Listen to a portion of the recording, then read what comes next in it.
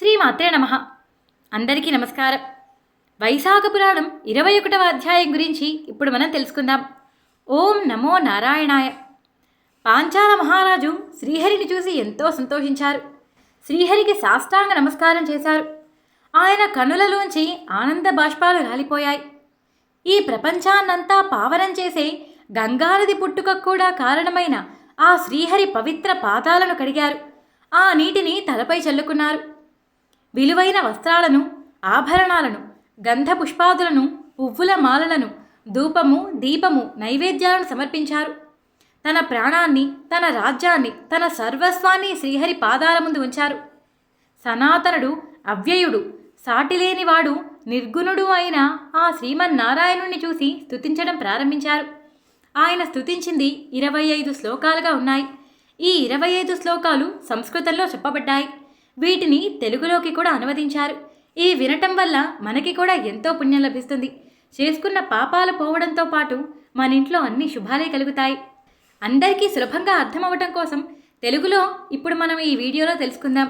సంస్కృతంలో మీరు చదవాలి అనుకుంటే ఈ వీడియోలోనే ఫొటోస్ ద్వారా మీకు తెలియజేయగలుగుతాను. తప్పకుండా చదవాలి అనుకున్నవారు చదవగలరు. స్వామి, నీకు దేనిపైన ఆసక్తి ఉండదు, నీకు ఏ పాపము అంటదు. సృష్టికర్తకు కూడా నువ్వే అధిపతివి, పరాత్పరుడవు. నీ మాయకు లోబడిన తత్వవేత్తలు సృష్టికర్త ఎవరు అని తెలుసుకోవడంలో ఎప్పుడూ అజ్ఞానవంతులే అవుతారు.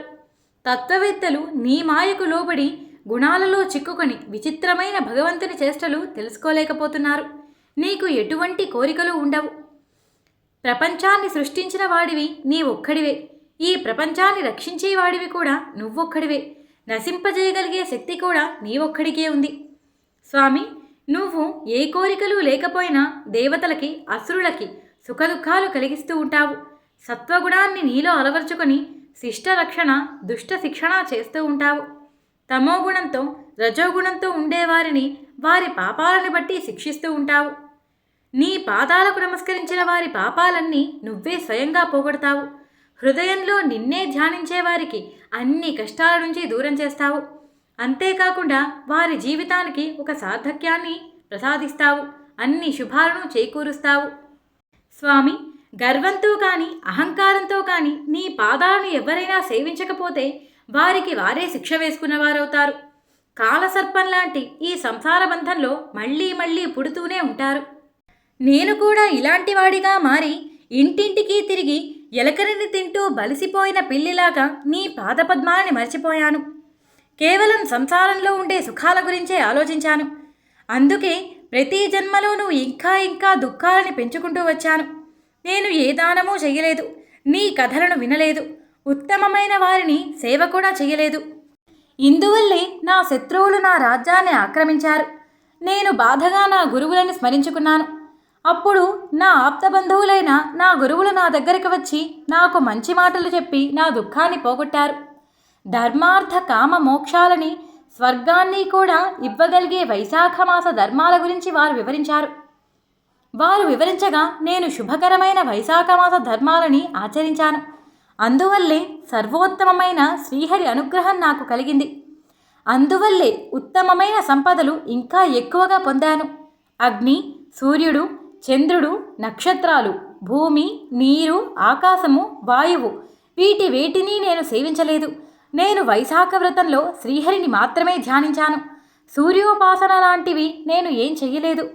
ఇవి అన్నీ ఎప్పటికీ స్థిరంగా ఉండేవి కావు. వీటన్నిటినీ విడిచి కేవలం ఒక్క నిమిషం నీ పాదాలను సేవించిన పాపాలు తొలగిపోతాయి, కోరికలు సిద్ధిస్తాయి, జీవితానికి అవసరమైనది ఏమిటో తెలుసుకోగలుగుతాము. స్వామి, నువ్వు పూర్తిగా స్వతంత్రుడవు. ఎవ్వరి మీద ఆధారపడిన వాడివి కావు, దేనికి లోబడేవాడివి కావు. విచిత్రమైన పనులని చేస్తూ ఉంటావు. అందరికంటే ఉత్తమమైన వాడివి. అటువంటి నీకు నమస్కరిస్తున్నాను. నేను కూడా నీ మాయకు లోబడిన వాడినే. భార్య, పిల్లలు, రాజ్యము, సంపద అంటూ ఆసక్తిని చూపించాను. మొట్టమొదటి పని దోషాలను నివారించి సర్వ సంపదలను కలిగించి అన్ని పాపాలను క్షయం చేసే మిమ్మల్ని ధ్యానించటమే లేదు. మీ పాదాలని పూజించిందే లేదు. మమకారానికి లోబడి అనర్థాన్ని కలిగించే పనులనే కోరుకున్నాను. భార్య, పిల్లలు, సంసారము, ధనము, రాజ్యము అంటూ కోరికల వైపే పరిగెత్తాను. స్వామి, ఎక్కడా సుఖమైన నిద్ర లేదు, శుభమే లేదు, ఎప్పుడూ కోరికల మీదే ఆశ ఉంది. దుర్లభమైన మానవ జన్మని ఎత్తి కూడా నువ్వే పరమపురుషుడివి అని తెలుసుకోలేకపోయాను. నీ మహిమను తెలుసుకోకుండా సుఖాల మీద ఆసక్తి పొంది నీ పాదాలను సేవించకుండా మూర్ఖుడిగా మారాను. ఇంకా కష్టాలను పెంచుకున్నాను. ఏమీ ఎవరికీ దానంగా ఇవ్వలేదు. ప్రభు, పరమాత్మ అయిన మీ సేవను మళ్ళీ మళ్ళీ చేసుకోవాలని ఉంది. కానీ మీ సేవ చేసినప్పుడు మాత్రమే మీ అనుగ్రహం నాపై పడుతుంది. అలా కాకుండా జీవితకాలం నన్ను అనుగ్రహించండి తండ్రి. సత్పురుషుల సందర్శనం వల్ల వారి సందర్శనం ఒక్కసారి కలిగితే భయంకరమైన సంసారం చిన్న గోపాదమంతగా మారిపోతుంది. అంతేకాదు, దేవుడి మీద భక్తి కూడా కలుగుతుంది. నా రాజ్యమంతా పోవటం మంచిదే అని నాకు అనిపిస్తుంది.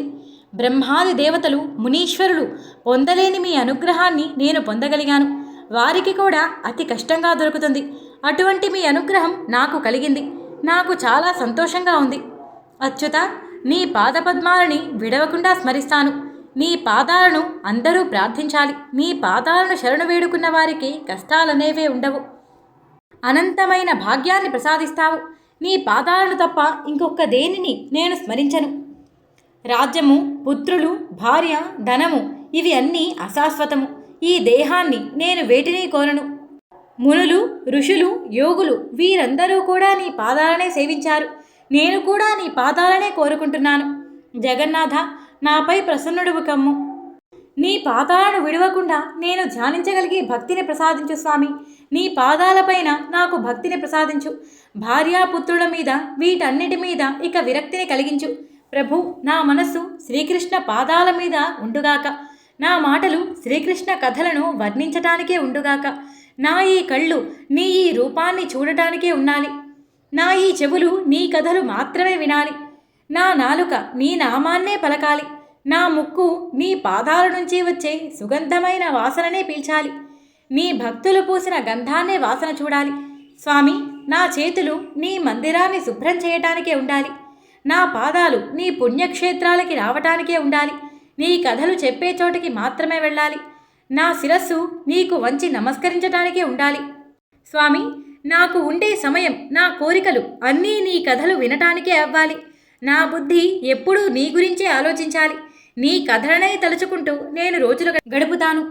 ప్రభు, బ్రహ్మ పదవి అక్కర్లేదు, చక్రవర్తి పదవి వద్దు, మోక్షాన్ని కూడా కోరుకోను. కేవలం నీ పాదసేవని మాత్రమే కోరుకుంటున్నాను.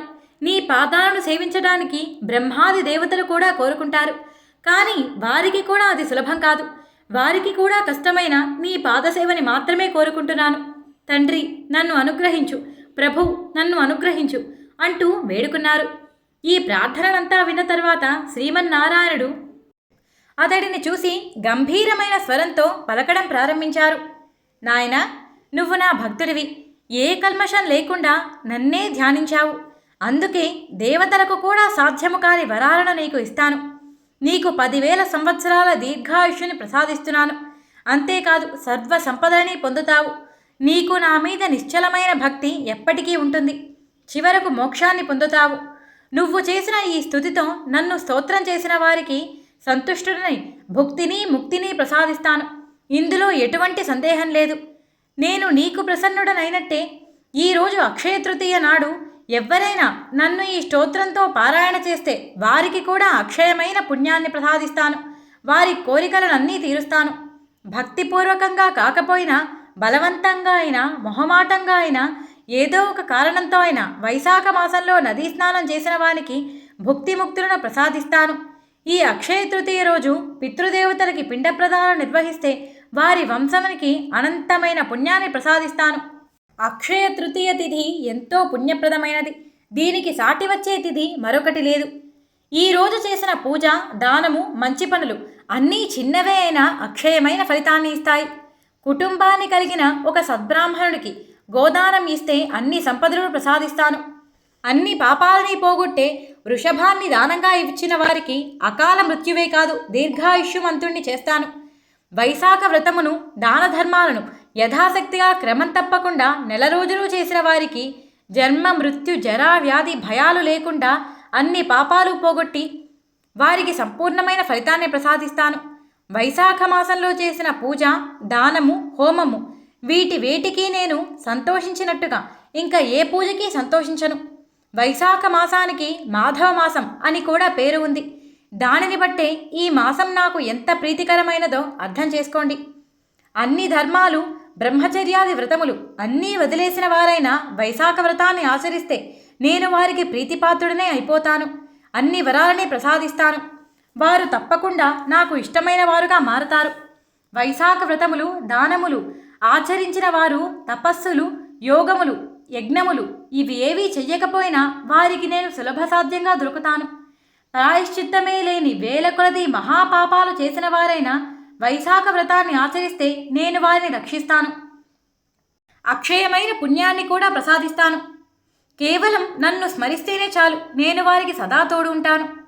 మహారాజా, నువ్వు నీ గురువులు చెప్పిన దానిని విని భక్తి శ్రద్ధలతో అడవిలో ఉన్నా సరే ఈ వ్రతాన్ని ఆచరించావు. నాకు ప్రీతిపాత్రుడవయ్యావు. అందుకే నీకు ప్రసన్నుడనై ప్రత్యక్షమయ్యాను. నీకు ఇన్ని వరాలను ప్రసాదించాను అని శ్రీహరి ఆ మహారాజుని ఆశీర్వదించి అక్కడి నుంచి అందరూ చూస్తూ ఉండగా అంతర్ధానమైపోయారు. ఆ మహారాజు శ్రీహరి అనుగ్రహానికి ఎంతో ఆనందించారు. శ్రీహరి మీద నిశ్చలమైన భక్తిని పెంచుకుని పెద్దలను గౌరవించడం, ఇలా ఎన్నో మంచి పనులు చేశారు. ఎంతో కాలం ధర్మపూర్వకంగా రాజ్యాన్ని పరిపాలించాడు. శ్రీహరిని తప్ప మరెవ్వరినీ ప్రేమించలేదు. భార్యాపుత్రుల కంటే శ్రీమన్నారాయణుడిని అధికంగా చేసుకున్నాడు. ఆయననే నమ్మి సేవించాడు.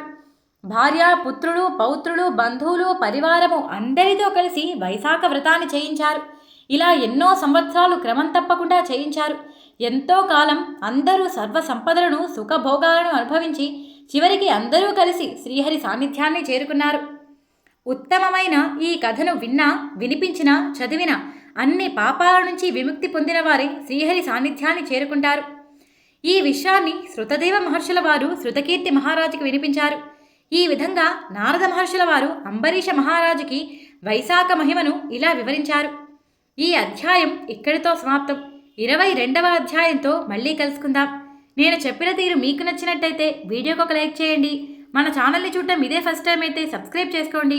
పక్కనే ఉన్న బెల్ సింబల్ని ఆన్ చేసుకోవడం మర్చిపోకండి.